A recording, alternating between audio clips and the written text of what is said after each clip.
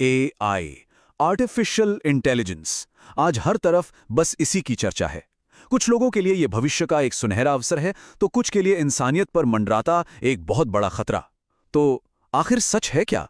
चलिए आज इसी सवाल की तह तक चलते हैं। और यही वो सवाल है जो आज शायद हम सबके मन में है। ये सवाल सिर्फ टेक्नोलॉजी का नहीं है, ये हमारे अपने भविष्य का है। हमारी नौकरियों का क्या होगा? हमारे हुनर का क्या होगा?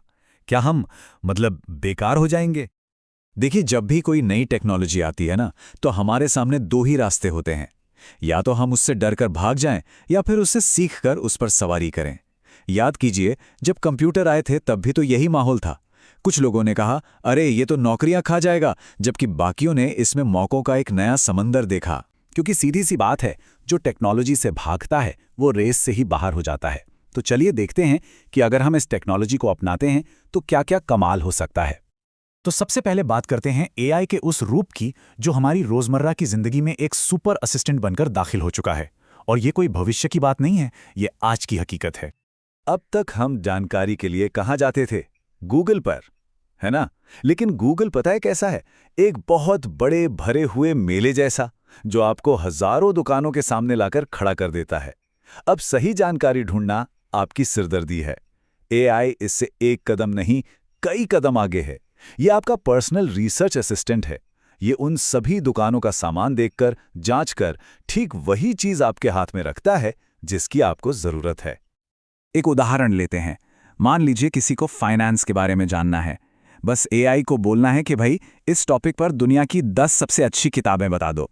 फिर उससे कहना है कि पहली किताब की 5000 शब्दों में एक समरी दे दो उदाहरणों के साथ। बस कुछ ही मिनटों में जो ज्ञान 400 पेज पढ़कर मिलता, वो शायद आधे घंटे में आपके सामने होगा।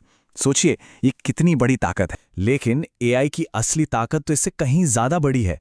ये हेल्थ केयर, साइंस और इंडस्ट्री जैसे पूरे के पूरे सेक्टर्स में क्रांति लाने की क्षमता रखता है। ये तो अपने आप में ही बहुत पावरफुल है, लेकिन जब ये क्वांटम कंप्यूटिंग के साथ जुड़ता है ना, तो इसकी ताकत का कोई हिसाब ही नहीं रहता। क्वांटम कंप्यूटर वो मुश्किल कैलकुलेशन कर सकते हैं जो आज के सबसे तेज सुपर कंप्यूटर के लिए भी नामुमकिन है। और ये दोनों जब मिल जाएंगे तो साइंस और मेडिसिन में एक नई क्रांति आ जाएगी। अब इसकी ताकत का अंदाजा लगाना है तो बस ये समझिए, जिस काम को आज का सबसे तेज सुपर कंप्यूटर 10,000 साल में पूरा करेगा, गूगल का नया क्वांटम कंप्यूटर उसे सिर्फ 5 मिनट में कर सकता है। 10,000 साल, और कहां सिर्फ 5 मिनट? ये तो सोच से भी परे है। तो इस बेहिसाब पावर का सबसे बड़ा असर कहां पड़ेगा? मेडिकल साइंस पर। जो दवाइयां बनाने में 50-70 साल लग जाते थे, वो शायद कुछ ही महीनों में बन जाएंगी। कैंसर और डायबिटीज जैसी बीमारियों का पक्का इलाज मिलना मुमकिन हो पाएगा। और तो और, हर इंसान की डीएनए के हिसाब से उसके लिए खास कस्टमाइज दवाई बन सकेगी। और क्योंकि ये टेक्नोलॉजी इतनी जबरदस्त है, जाहिर है दुनिया भर के देशों में इस पर कब्जा करने की होड़ मची हुई है। ये लड़ाई असल में है जीपीयूज को लेकर, ग्राफिक प्रोसेसिंग यूनिट्स। समझ लीजिए ये एआई के दिमाग हैं। अमेरिका और चीन इस रेस में सबसे आगे निकल चुके हैं। और इस दौड़ में पीछे रह जाने का मतलब सिर्फ टेक्नोलॉजी में पीछे रहना नहीं है, बल्कि आर्थिक और सामरिक तौर पर भी पिछड़ जाना है।